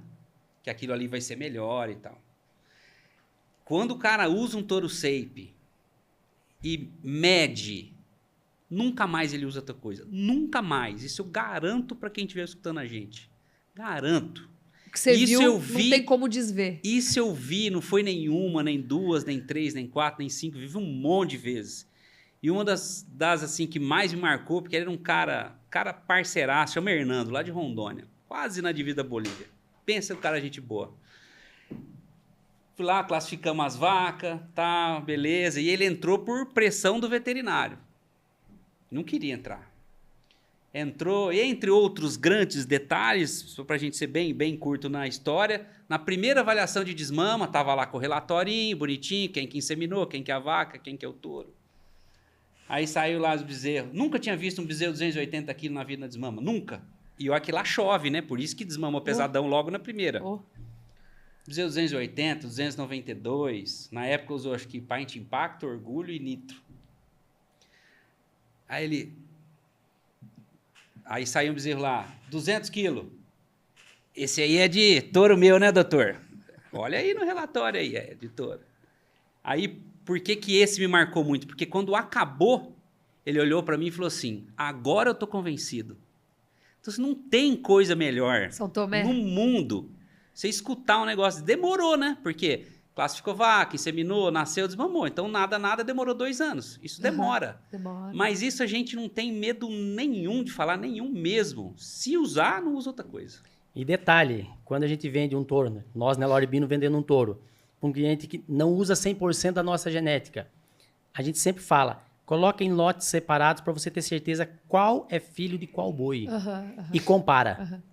É impressionante, é exatamente o que o Robinho falou. Leva um certo tempo, mas na primeira desmama você recebe um WhatsApp, uma ligação, o cara falou, ó, é muita diferença. Muita diferença. E além do peso, que é o fácil de ver, o que é outra grande coisa que o pessoal gosta muito? Temperamento. Que agora, o povo né? pira, chega numa fazenda para escolher touro, anda no meio dos touros. O cara nunca viu um negócio desse. Puxa. São muito mansos. Cara, você sabe que a gente trabalha muito nessa linha, né? Demais, cara. Tem touro, não sei se deixa eu ver se eu tenho para mostrar pra você. Eu sempre falo que eu vou botar essa foto aqui, as meninas não põem, vou pedir para ela. Eu na frente do touro, com meu menininho, na época tava com 8 meses, e o povo, tira, sai daí, eu posto a foto, meu, isso é perigoso. E é mesmo, mas tinha alguém do lado ali, tanto que eu tava grávida aquela vez, fui lá na tua fazenda, vinha o Bino com o pau, mas assim, com a bandeira, né, na verdade, não era pau. Mas, gente, assim, você vê uma docilidade, você sabe o que esperar daquilo ali, não tem... Se ele for fazer alguma coisa, ele dá um sinal, né? Ele dá uma olhada meio torta, ele dá uma baixada na cabeça, você já para, todo mundo se entende, fala a mesma língua. Então, essa seleção... Hoje em dia, eu falo que não é só o manejo ele é poderosíssimo. Mas ele é manejo e seleção. Sim. E a gente vê isso. Às vezes erra, sente na hora ali o animal, mais nervoso, mais sangue quente. Então... Eu falo assim, e isso é chave, né? Porque aí você já começa a falar de temperamento, docilidade, você já começa a falar de gestão de pessoas, você já começa a falar de um cara mais calmo que trata a mulher melhor, é uma pessoa que fica. Nossa, a gente tem tanta coisa boa que vem disso. E o gado, quando ele fica manso assim, cara, usa touro sempre com temperamento bom, o gado ensina o funcionário. Devagarzinho ele entende. Tem uma fazenda em Minas, que está recente no Paint, tem uns 3 anos, na segunda desmama, eu escutei o peãozada dando risada. Falei, o que vocês estão rindo aí? Aí os caras, sabe o que o cara falou? Falou assim, eu nunca vi o bezerro sair andando do tronco. É isso aí. E aí, antes, nas primeiras avaliações lá, quando foi classificar, o gado chegava suado no curral, suado, porque vinha correndo. Hoje ninguém corre mais e ninguém usa pau no curral mais. Quer dizer, o gado ensinou eles a trabalhar. Você sabe que a gente fala muito dessa questão dos primeiros manejos aí, levar no curral. Às vezes o pessoal fala de botar no colchãozinho e tal. Cara, isso aí lá na fazenda é impensável. Fazer esse deslocamento do animal. É no pasto, a vaca fica te cheirando. Absurdo de manso. Não tem nem aquele... Como é que eles chamam? Aquele bretezinho de fuga ali que chama no meio do pasto. Esqueci o nome. Medroso. Medroso, desculpa. Tem medroso? Não tem. É ali. A vaca fica te cheirando ali. Para não mentir, tá cheio de vídeo no meu Instagram. Bota lá, vem a vaca, cheira, você faz o primeiro manejo, trata o umbigo, faz a tatuagem ali, acabou, vai ser feliz. Então, não precisa nem fazer esse deslocamento para o curral, nem botar os bezerros ali com aquele umbigo passível de contaminação no mesmo lugar, ficar carimbando aquilo ali, porque transmite, não é legal, né? Pensando como veterinária, que sanitariamente não é legal. Então, é ali, no meio do pasto, prático, fez o rodeio ali, viu o bezerro, caiu, né? Baixou da vaca ali, faz o manejo rapidinho, uma docilidade incrível. E lá na fazenda do Bino mesmo, eu tive lá grávida, com 4 crianças junto, uma de colo. E a gente andando no meio do gado ali, as crianças montando na vaca do Bino, a preciosa. Foi maravilhoso, né? Não vai dar para vocês verem aqui. Isso aqui é lá na fazenda do Bino. Ai, que legal. Tá lá ainda essa vaca. Foto essa aqui vaca é o bonita, xodó. né? Eu preciso voltar lá, porque agora nasceu o Rafaelzinho, né? Precisamos. Vou lá tomar um café de novo. Com certeza, porteira aberta. Fechou. Mas isso é um assunto que o pessoal traz muito, com 1000 ideias, a gente volta pro básico. É simples, sem gritaria. Teve aqui também a Ana Silvia e o Leonardo para falar de manejo, mas essa parte da seleção ela tem muita influência. Muita influência. A gente sabe disso. Tanto que é uma característica que a gente mede, né? Que é a nota de temperamento, que na hora da avaliação lá do sobre-ano, a gente não avalia temperamento na desmama, só no sobre-ano, e a gente dá 4 notas. 1, extremamente manso. 2, é manso, mas está prestando atenção ali no que está acontecendo. O 3 não tem, para não ter esse empate aí. 4, se ele for muito reativo. E 5, se ele tentar pegar alguém no curral, se ele pular na tábua. Hoje a coisa mais difícil que ele tem é dar nota temperamento 5. Né? E alguns touros, até paleta de ouro, 200, 300 mil doses. Isso no passado, né? Uhum. Era DECA 10 para temperamento, com 20 mil filhos avaliados. O que é o DECA? DECA é uma nomenclatura da estatística que divide os animais em classes de 10%. Então, quando a gente fala que um animal é DECA 1, ou para uma característica, ou para um índice, ele está dentro dos 10% melhores daquela avaliação, daquela safra, daquela característica naquela daquela safra. Característica. Se ele é DECA 5, ele está na metade. Se ele é DECA 10, ele está entre os 10% piores para a característica ou para o índice, enfim. É uma maneira de você situar ali o animal falando em DECAs e não só em valores de índice. E aí, voltando, eu nasci quadrada, né? Então, eu já falo que eu gosto assim, eu não gosto do 1. Eu gosto do 2 pro 3, porque o animal ele tem que ter uma noção de defesa também, de autodefesa, né? Nossa região, por exemplo, lá tem muita onça. Então, o animal, ele precisa... Eu acho que ele ainda precisa ter o instinto dele de sobrevivência. Mas onde tem onça, pode ser o que for. Mas aí que tá o detalhe. Instintivamente, ele pode ser DECA 1 para comportamento, temperamento dele, mas ele vai ser DECA 1 para a gente trabalhar. Isso. O instinto de defesa dele está preservado.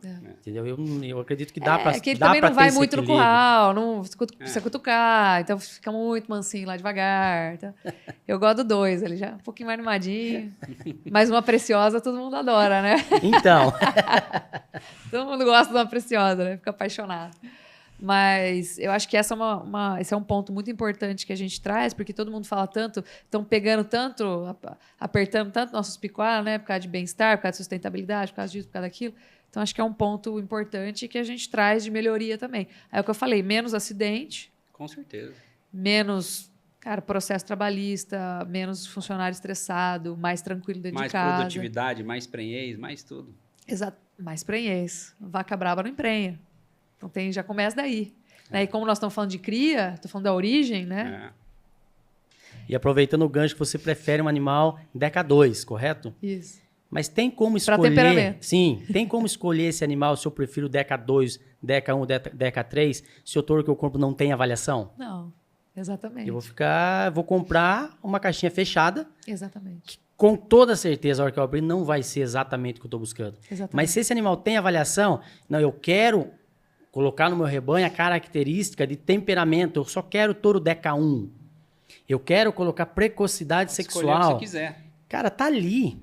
Tá tudo anotadinho, todas as informações, a acurácia de cada uma delas. Então, por que eu não vou comprar algo que eu tenho certeza do que vai me entregar e vou comprar algo supostamente mais barato, que é o boi de boiada?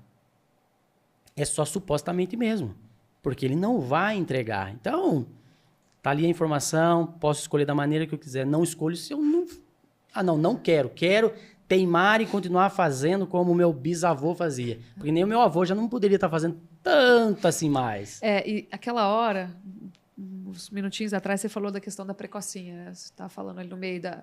Quando a gente estava falando de precocidade sexual. Eu nem me referi a precocinha, cara. Estou falando de precocidade sexual, porque, novamente, mede.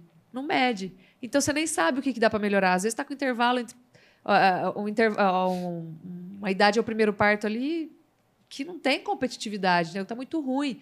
Às vezes dá para melhorar. E outra, você tem uma comparação com alguém? Também não tem, também não está medindo. Então, não estou nem falando de... Estou falando assim, fêmeas que sejam um pouco mais precoces. Não estou nem falando das precocinhas, que é aquele desafio máximo, né? Tal. Aí o pessoal reclama, às vezes, e acontece mesmo. Tem um pouco mais de problema de distocia. Enfim. Porque não acasalou da maneira correta. Sim, não olhou o sumário. Sim, mas você precisa regular. Você concorda comigo? Sim, você tem que analisar, olhar, direcionar. Você começa a fazer, você vai começar a testar nas suas vacas, você começa a regular. Depois funciona muito melhor. E outra, você também não vai fazer precocinho o teu rebanho inteiro. Depois você vai pegar aqueles produtos, né? Aquelas que foram precocinhas, e elas vão seguir na era ali, não vão mais ter esse problema. E o detalhe da precocinha, lá atrás se tinha aquela ideia, não, se eu fizer precocinha, eu vou ter uma vaca pequenininha, que não cresce, vou minguar essa vaca. Não, os programas de melhoramento já mensuraram isso. Não acontece. Lógico, essa vaca vai me entregar um bezerro a mais na vida dela. Então, é um ano antes ela colocando dinheiro no meu bolso, eu tenho que investir nela. E detalhe, quando a gente tem a capacidade de ter fêmeas entrando precocemente no meu rebanho, isso é um indicativo que os meus machos estão terminando a carcaça mais cedo. Eu estou ganhando tempo nos machos, que é 50%, que vão para o abate. Então, por que eu não vou olhar para essa característica? A característica precocinha, a gente fala, não é só a precocinha. É um irmão dela que vai morrer mais cedo. É ela mesmo que ela vai ser um animal com mais facilidade de ficar prenha ao final da estação, nas estações seguintes. Eu vou identificar essa característica, eu vou colocar esse gene dentro do meu rebanho. Eu tenho esse gene, eu posso fazer a precocinha ou posso simplesmente entrar no tradicional com 2 anos. Uhum. A questão é ter essa característica disponível. Uso se for a minha realidade. Uhum. Da mesma forma... Exato. Eu tenho gene ali. Uso se for a minha realidade. Não é a minha realidade, deixa ele guardado. Mas a hora que eu pretender... Não, agora é a hora. Eu tenho. Eu não tenho essa característica no meu rebanho. Eu vou resolver, eu vou fazer. Não, você não vai fazer, porque você não tem. Então, tem a ferramenta, vou colocando dentro do meu rebanho mais precocidade, mais musculatura, animais com a precocidade, musculatura, mas o que tem tudo a ver? Um animal precoce vai acabar essa carcaça mais cedo. Um animal mais musculoso, que tem essa característica, vai ter mais peso ao abate. Então, por que não colocar mais peso ao abate? Então o animal vai morrer com 20, vai morrer com 22? Não, vai morrer com as mesmas 20, só que 60 dias antes. Então, eu tenho que ter essa ferramenta em mãos, uso se for da minha necessidade. Ah, mas Bino, eu vendo bezerro, mas alguém termina o seu boi. O seu comprador de bezerro, você já trocou uma ideia com ele, qual é o projeto dele? O que ele busca? Ou, caramba, cada ano eu vendo para um. Por quê? Por que será? Por que será? Por que você não está conseguindo repetir a venda o ano seguinte para esse cara? E outra, né, Bino? Se você for terminador, você tem aqueles lotes mais padronizados que o frigorífico adora. Então, você tem um rendimento melhor, médio, você tem uma negociação, muitas vezes, um pouco mais vantajosa. E com frigorífico é aquela briga homérica sempre, né? Mas você tem algumas parcerias mais bem estabelecidas, porque tudo que a indústria frigorífica quer é padronização. Tudo que o consumidor quer é padronização.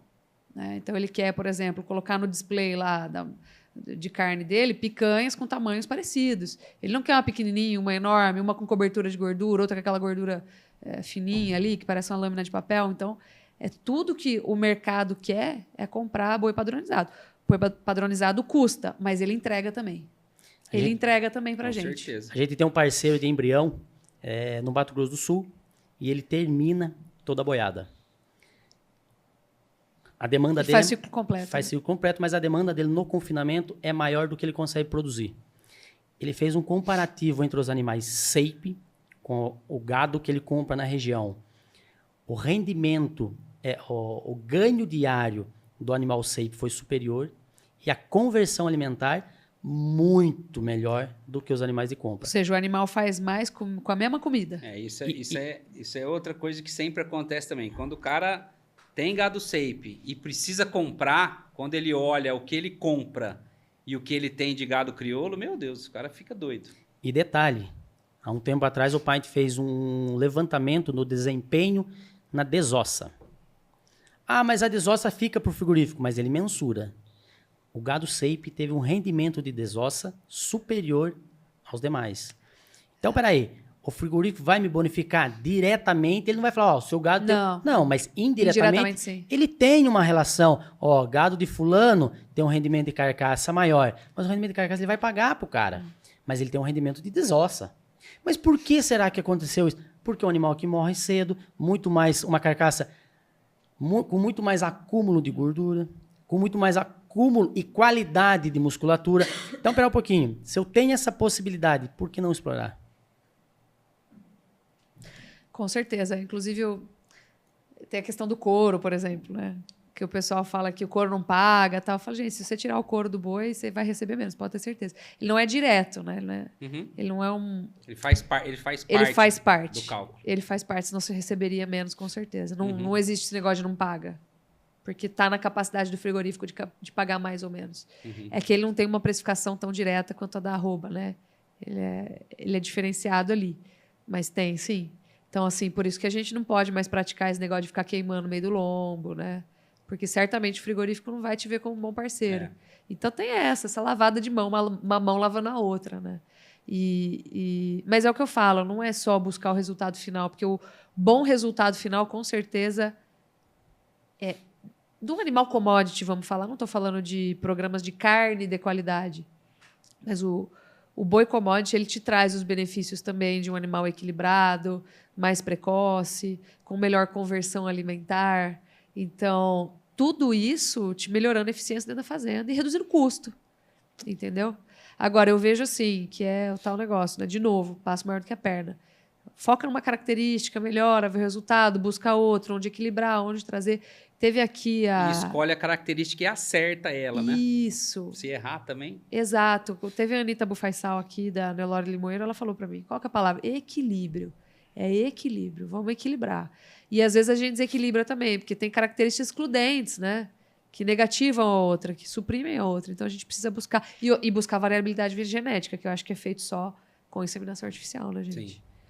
E é uma tecnologia que hoje já está muito consolidada, né? Eu não estou nem falando de ETF, hein? Que deveria ser, na verdade. Mas está muito consolidado, né? Eu acho difícil você falar com repasse, beleza, mas ainda falar só de touro eu acho uma coisa difícil, assim. A gente precisa acelerar esse correr atrás da tecnologia, né? Porque está muito disponível, muito acessível. Meu pai começou a fazer inseminação na fazenda no final dos anos 90, começando dos 2000. E meu avô falava que ele era louco. Eu ouvi isso também quando comecei. Você escutou? Quando você começou? 2004, a IATF. Por aí. IATF já. IATF. Não, você tá ficando doido. Aí seu tio encontra, cara, você tá louco fazer esse negócio? Não vai ter touro na fazenda? Não vai ter touro na fazenda, isso mesmo. Tipo assim, não, mas é melhoramento genético. Mas infelizmente... Mas naquela época era difícil achar funcionário.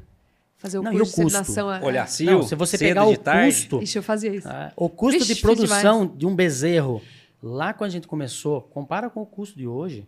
O professor Pietro tem um cálculo de custo, era infinitamente distante o custo de hoje com o custo que era lá atrás. Absurdamente. Era muito caro fazer uma IATF. E hoje não, hoje está muito fácil. Então, permite fazer uma IATF. Ah, não, mas eu não consigo, porque a minha fazenda é muito grande. Então, mas faz uma IATF, repassa com touro, faz duas, tenta pôr essa condição dentro do rebanho. Mas, infelizmente, ainda tem muita coisa para... Eu acho que a moral da história é assim, que para de se comparar com o outro, se compara com você mesmo ontem. Mas para se comparar, precisa começar a levantar alguns indicadores, né? Algumas coisas a se observar. Eu acho que o caminho é esse. Então, por onde a gente começa, tem os programas, né? Tem os programas para nos dar o horizonte, trazer, ajudar. Agora, cara, não tem empresário sem investir, né? E a gente vem muito com essa cabeça de herder e às vezes a gente não entende em colocar mais coisas em risco. Como diz o caipira, não tem almoço de graça. Exato. Não existe almoço grátis, cara. Não existe. Então, assim, vai ter que investir em alguma coisa para melhorar. Não tem como melhorar sem fazer investimento nenhum. E investimento não é despesa, investimento é investimento. Né? Em genética, com toda certeza, é investimento. O retorno é muito grande. Com certeza. Eu acho que é por aí. E se errar no investimento, no mínimo 6 anos para melhorar um pouquinho, né? Isso. Intervalo de geração em torno de média de 3 anos. Mas eu falo, a hora que ganha confiança, já está fazendo TE, aí já ganha é só 10 começar. anos em 2, entendeu? É até chegar aos primeiros produtos oriundos de um projeto pré-estabelecido. É visível. A fazenda que não conhece o SAPE, quando ela começar a usar, aquilo que eu falei, ela não volta atrás. Ela só tem que se dar a oportunidade de conhecer, para quem não conhece. Quando ela se dá a oportunidade de conhecer, tem errada. Deixa eu fazer uma pergunta que eu acho que é bem... A gente está falando muito de... Eu acredito muito nessa questão da velocidade, né? Desde que você saiba o que está fazendo e para onde está indo. Ok, a gente pega mais confiança e acelera. O touro que é provado, você já não perde um tempo, porque, falando em variabilidade genética, outras coisas já estão entrando aí, e talvez a gente possa fazer com animais intermediários também um trabalho dentro da fazenda. Mas, claro, já estou no rumo, já estou no programa, já entendi o que eu preciso para acelerar esse processo, muitas vezes. Não entendi isso. Ao invés de usar só o touro já provado, Isso. usar um touro jovem. Exato. Um touro que acabou de chegar. Não, beleza. Não, o touro jovem a gente sempre vai usar. Não, mas Pelo talvez menos o cara que vai comprar o sêmen, não o cara do programa de melhoramento, você fala? Isso. O cara que, não, o pecuarista sim, lá no convencional, vou inseminar. Com toda certeza, Sim. vai sair na frente. Por quê? Vamos imaginar que um touro provado está com 6 anos. Isso. É isso mesmo. Um touro jovem está com 2 anos, tem 4 anos de melhoramento genético. E com a genômica, Sim. nos dá muita segurança. Exato. Se eu errar, eu empatei. Exato. É que você perguntou aquela hora do mercado de sêmen. Hoje, o mercado de sêmen cresceu muito de touro jovem. Por quê? Porque a confiabilidade naquela informação que você levantou do touro jovem já está muito maior. Em algumas fazendas específicas, com programas de ATF maior, também se utiliza o touro jovem numa proporção um pouco menor, porque você ainda não conhece qual é o efeito Isso. do touro, porque tem touro que O emprenha amplo 50, efeito, né? tem touro que emprenha 45, tem touro que emprenha 62. Então, quando a fazenda entende esse processo, ela começa a direcionar para esse lado, mas com certeza dá para atingir o melhoramento utilizando o touro jovem, sem dúvida. E não só na IATF. Vamos lembrar que o meu touro de repasse... Não, minha tourada está com média de 15 anos. Como assim? Então, eu estou no mínimo 12 anos parado no tempo. Então, um comparativo simples. Pega o cara do pessoal da agricultura, estou com uma semente de soja, ela é de 2018. Não, mas é de graça. Não, eu não quero. Não vai rolar. Porque não dá. Então, por que na pecuária ainda se permite trabalhar com touro de 15 anos, sem androlose, sem exame de brucelose, talvez só brigando dentro da fazenda? Depois eu me pergunto por que só 60% das minhas vacas terminaram a estação com prenhez positiva. E detalhe, a gente falou bastante de touro, mas lembra que qualquer touro que você compra, ele vai produzir fêmeas, ou seja, via sêmen ou via touro de repasse. O meu maior banco de econômico e genético, minha fábrica, são minhas vacas. O nome Programa de Avaliação e Identificação de Novos Touros do PAINT surgiu lá atrás com uma necessidade de identificar touros superiores. Mas no meio do processo já se entendeu que o nome do programa é esse, mas o que a gente identifica mesmo são vacas. Que esse é o maior patrimônio. Que às vezes ninguém olha para essa vaca. Acha que o touro vai resolver. Sim, um touro bom, com toda certeza, ele vai implementar, seja essa vaca ruim ou boa. Mas uma filha de um touro bom, acasalada com um novo touro também superior, o meu ganho genético é muito maior. Então, o meu maior patrimônio é a minha vaca. E aí eu pego meu maior patrimônio e ponho um boi sem genética, sem nenhum exame andrológico, brucelose, nada disso. No meu maior patrimônio. Então, eu estou pegando a minha fábrica e estou deixando ela desmoronar. Vamos olhar para essa vaca com um olhar diferente?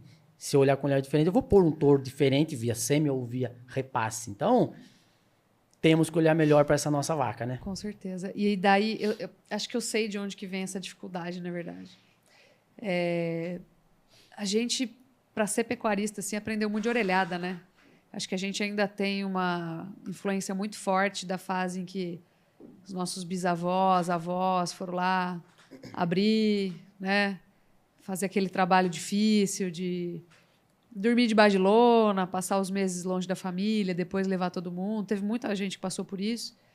E a gente absorveu essa cultura do tudo muito enxuto, mas, ao mesmo tempo, sem fazer a conta. Quando a gente não faz conta, fica tudo com cara de gasto, não de investimento. Quando a gente faz a conta, tem o planejamento, consegue... Quando você fecha a conta de um ano para projetar o ano seguinte, já é, nossa, assim, vitória, né? Já passou mais difícil. Fica muito mais fácil você falar, olha, se isso aqui melhorar, por exemplo, a minha taxa de prenhez em X%, opa, eu já tenho uma taxa de desmama um pouco maior. Se a minha taxa de desmama eu caprichar um pouquinho mais, eu consigo já projetar, enxergar e tomar coragem para fazer aquele investimento. Então, o que eu acho que o grande defeito do brasileiro é que ele não faz, não olha nada. Ele tem ali a propriedade dele, ele já sabe mais ou menos como funciona, ele tem no feeling, mas ele não consegue botar aquilo em perspectiva, né? E fica um medo muito grande. Então, a iniciativa, acho que ela tem que partir do ponto em que você tem as contas bem ajustadas ali, feitas, e alguns indicadores ou técnicos importantes bem estabelecidos e medidos já. E é difícil fazer isso, viu? A primeira vez, assim, o primeiro passo, né? Se fosse fácil, todo mundo tinha curso na ponta da língua, né? Mas não tem. Então, não é tão fácil. Em pecuária não é. É plurianual, é difícil. Como que você dilui isso aqui? Aquela vaca lá de trás, que eu comprei sei lá quantos anos atrás. Então, é difícil mesmo. Mas de algum ponto tem que partir, né? Agora, isso também ficou acessível. Hoje a gente tem software, tem empresas aí, tem programas para isso. Mas precisa ter um mínimo de organização, senão fica difícil mesmo. Por mais que a gente saiba que é um caminho sem volta e ele é positivo, né? Eu preciso concretizar isso nos números. Aí fica muito mais fácil tomar decisão. Muito mais fácil. Eu acho que vem dessa nossa herança, assim, vamos fazer acontecer do jeito que for, depois a gente vê como é que fica, né? No feeling. E eu acho que tem que ser muito mais medido hoje. A pecuária mudou, ela está em outro patamar, ela é outra atividade. Você vê, como eu falo, né, eu venho muito do mercado. Em 2010, a volatilidade do boi, ou seja, o tanto que ele oscila, a proporção em relação ao preço dele mesmo, que ele oscila dentro de um determinado período de tempo ali que a gente usa para medir, né, era 10%. A gente fala que é o quanto o preço se movimenta em frequência e intensidade. Era de 8%, 9%. Hoje nós estamos falando de 19%. Então, assim, mais do que dobrou. Daqui a pouco está triplicando. E volatilidade é risco, né? Aquele risco de você comprar, o troço desabar e você não ter como vender aquilo no valor antigo, né? A gente enxerga muito isso acontecer hoje em dia. E essa volatilidade, por si só, já é um risco absurdo que não existia no passado. Era muito menos volátil o preço, né? Muito mais garantido você comprar e vender, enfim, e fazer margem. E por isso que a gente tem que ser bom em todas as esferas. E aparando as arestas, aparando. E genética, meus amigos, chegou a hora. A genética ela foi deixada para trás. Então, por exemplo, a gente fala de encontro de confinamento, por exemplo, para debater técnicas, o que faz, se usa grão inteiro, se não usa. Há quanto tempo que tem? Muito tempo. Quando que a gente começou a fazer encontro de criador? É ultra recente. Então, a cria, que é o mais importante, a origem do que eu vou abater, começou a ser debatida, discutida só agora. Depois do confinamento. Depois do confinamento. Eu vou olhar depois do confinamento o bezerro que vai nascer. E até hoje, muitas fazendas, quando a gente tem uma oportunidade de conversar com uma pessoa e transmitir o que a gente aprendeu ao longo desse tempo, ele fica pensando no boi gordo. Ele não o cara mexe com cria. E ele quer falar de boi gordo. Exato. Tem que falar da vaca dele, Exato. não do boi gordo. E ele se empolga a hora que o boi dispara. A hora que o boi disparou, subiu de preço, é porque já está faltando para todo mundo. Até você fazer o bezerro, já tem gente segurando fêmea lá antes de você. Então, só vai feito manada, assim, só vai olhando para o retrovisor, ao invés de olhar lá na frente. Então, eu acho que é por aí, sabe? A gente precisa mudar essa programação cerebral. Assim, e aí que está um detalhe, né? Encontro de confinadores aconteceu há mais tempo. Encontro do criador mesmo, que vai produzir esse bezerro, há menos tempo. Muito menos. E quando vai acontecer o encontro dos programas de melhoramento com as associações de raça, sentar na mesma mesa e olhar que 70% de muita porcaria que está indo para o mercado aí, a gente não está fazendo nada por isso. Então, olhando primeiro para o confinamento, para o bezerro, e o último que a gente vai sentar e olhar é para o melhoramento genético. Eu acho que todo mundo... Qualquer programa de melhoramento tem muita coisa boa. Todas as associações têm muita coisa boa. Porém, precisa sentar na mesma mesa e não é um brigar pelo espaço do outro. Nós estamos ocupando 30% só do espaço e 70% ninguém está fazendo nada. Nossa, e até deixando bem aberta essa possibilidade, o momento que todo mundo quiser sentar junto para elaborar uma estratégia de repente, colocar uma genética superior, por que não subsidiada de alguma forma para esse pecuarista que, às vezes, a trava para ele entrar é custo? Por que não, de repente, promover encontros de genética? Só que a questão é, quando se fala em genética, o cara já imagina que, não, mas não vou vender touro, Eu não vou vender... Mas ninguém está falando que você vai vender touros. Mas Quebrar esse paradigma, né? Exatamente. De que você vai pro gado quase que de elite, assim, vamos falar. Exato. Por exemplo... Não é isso, né? Não é isso. A genética, o pacote genético é muito maior. O pacote genético, podemos olhar para esse pacote como um pacote econômico. Ele vai trazer ganho para dentro da sua fazenda. É isso aí. Na suinocultura, você vai comprar um sêmen, porque hoje nem se fala em ter um reprodutor dentro, tem as centrais de sêmen. Você quer saber o mérito genético daquele animal. É da precocidade nutricional, da precocidade sexual, passando pelo pacote nutricional até o temperamento. Exato. Você tem muitos ganhos aí que interferem diretamente na sua eficiência, no seu lucro, né? Agora, é engraçado porque eu estava viajando quando você estava falando e eu fiquei pensando assim, putz, por que os frigoríficos, que são os maiores interessados, né, não vêm ajudar a fomentar? Eu acho que eu entendo por quê. Porque é muito detalhe para você fazer aquilo ser uma coisa de sucesso. E aí é financeiro, né? Claro. Mas Por exemplo, agora eles lançaram aquele programa de recuperação de pastagens degradadas, né, no Brasil, pelo Ministério da Agricultura. E eu sou super cética em relação a esse pacote. Por quê? E tem gente lá dentro que é extremamente competente e gabaritada para falar sobre esse assunto. Então, tem meu amigo Maurício Palma Nogueira, por exemplo, que está lá.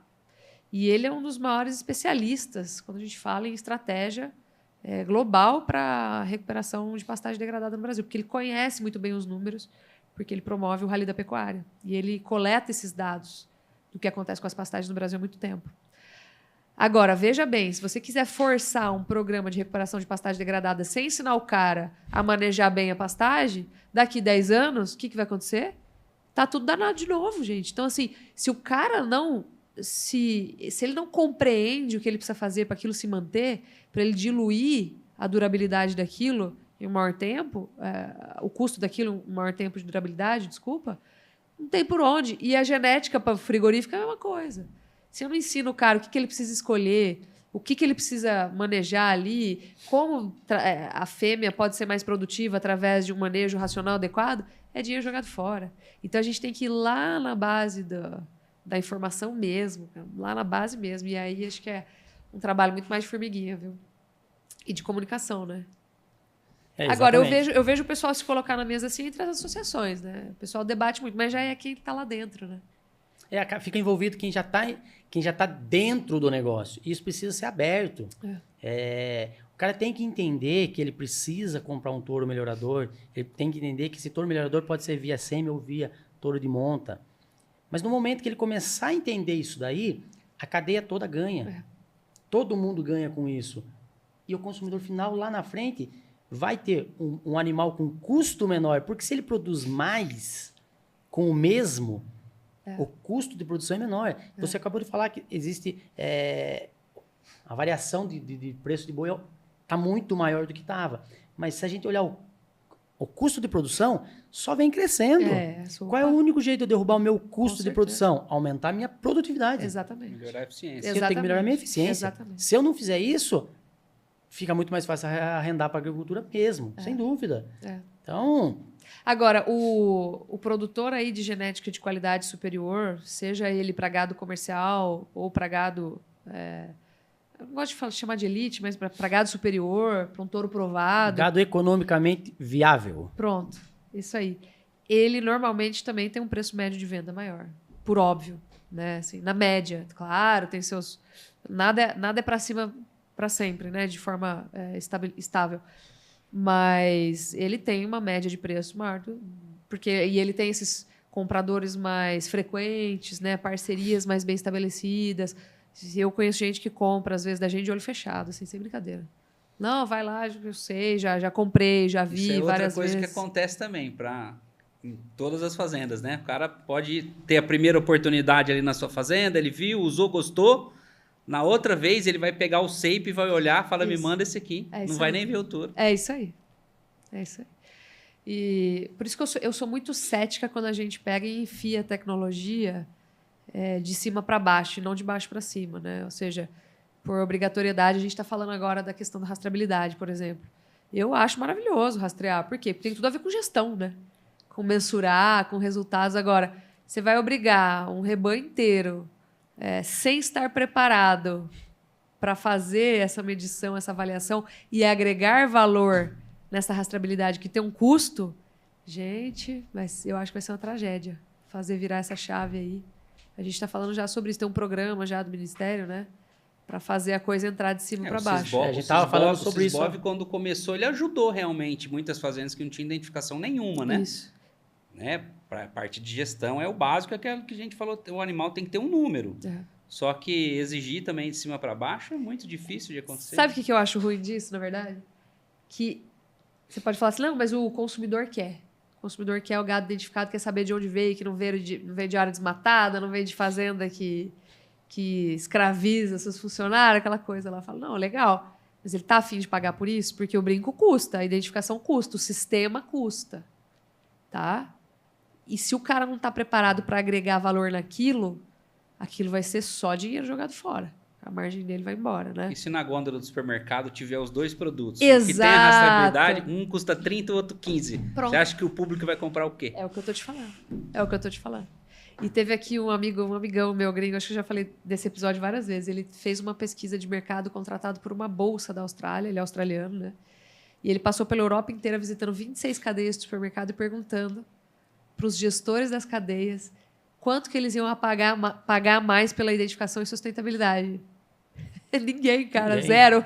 Por que ele vai entrar na margem dele? Zero, cara. Zero. É todo mundo exigindo de cima para baixo sem saber que isso custa. Agora, vai custar de um jeito ou de outro. Agora, seria legal falar, ó, quem quer entrar no programa, entra. Eu tô pagando, eu sou consumidor, eu sou de um nicho que tem dinheiro para pagar mais pela identificação.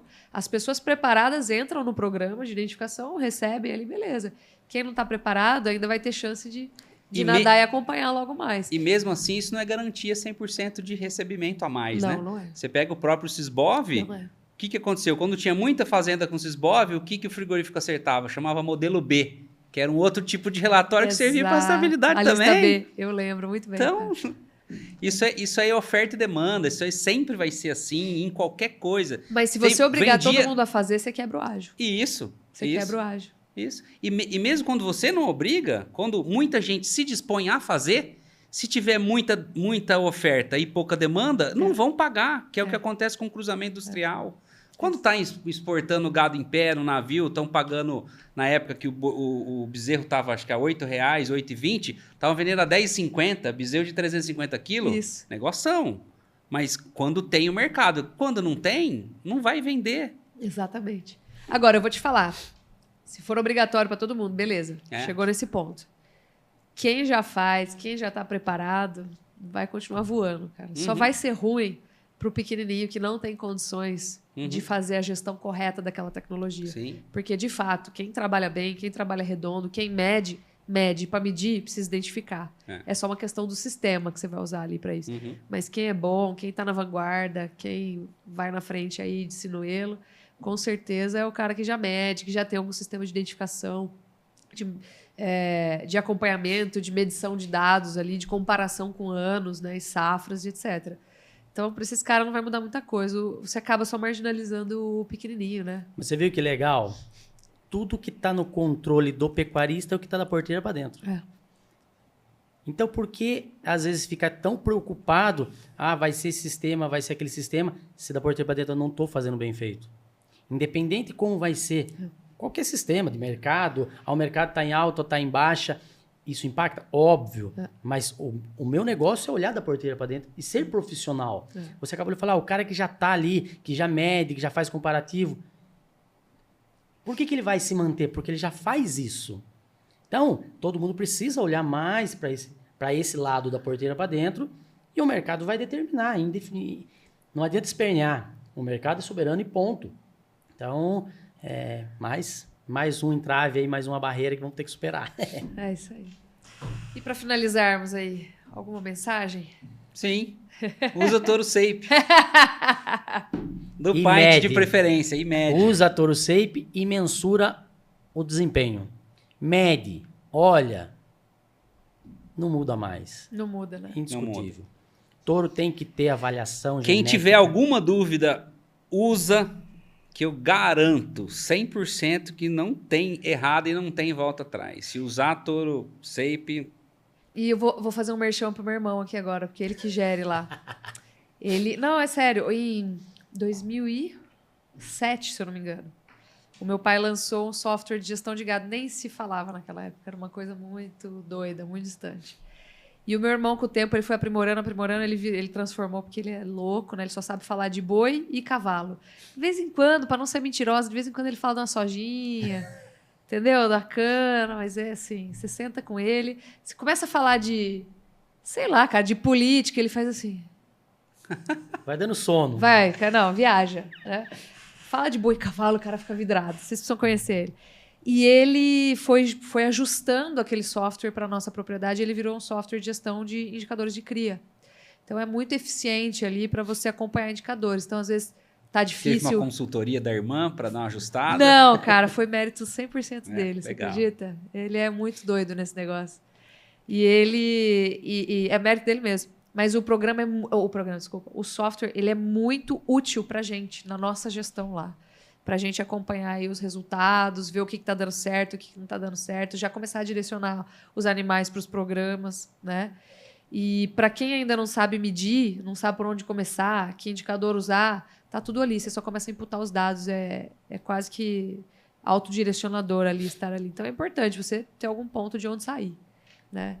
Então, chama EasyPack. Então, tá aí, quem quiser, é só mandar e-mail aqui pra gente, eu faço a ponte com ele. Legal. Porque precisa saber de onde está saindo, né? Até porque, mesmo que você não meça nada e coloque um touro melhorador e já sinta na próxima safra os resultados, esse é um ajuste grosso. Depois você vai precisar fazer o ajuste fino. Né? E as coisas precisam continuar andando, evoluindo. E é assim sempre, né? Então, é isso aí. Olha, obrigada pela presença. Obrigada pelo papo e que vocês precisarem da gente, conte conosco. Onde que eu encontro vocês? Tem Instagram, alguma coisa? Tem Instagram. @PintMGA. E você? Também? Nelore Bino. É, isso aí. Instagram, tamo lá. Maravilha. Então tá bom. Obrigadão, gente. A gente Nós que agradece. agradecemos. Obrigadão. Prazer sempre. Valeu. Valeu, turma. Vamos para a próxima.